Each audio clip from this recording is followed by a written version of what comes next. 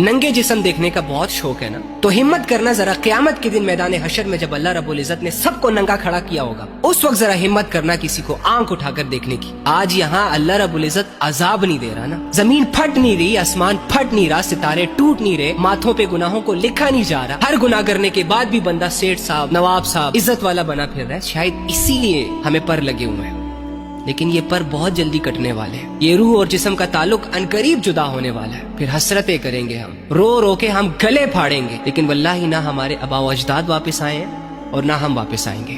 कुछ होश कर लो, ये लोग तुम्हें धोखा दे रहे हैं। कुछ लोग मिलकर हमारी नस्लों को तबाह कर रहे हैं और हम इन्हीं लोगों को देखने में मसरूफ है। हालांकि हमारा अमल और किरदार तो ये होना चाहिए कि अपनी नस्लों को बचाते, उनको एजुकेट करते, उनसे कहते कि ये लोग पागल हैं। हाँ अफसोस, नंगे जिस्म देखने का बहुत शौक है ना, तो हिम्मत करना जरा क़यामत के दिन मैदान हशर में जब अल्लाह रब्बुल इज्जत ने सबको नंगा खड़ा किया होगा, उस वक्त जरा हिम्मत करना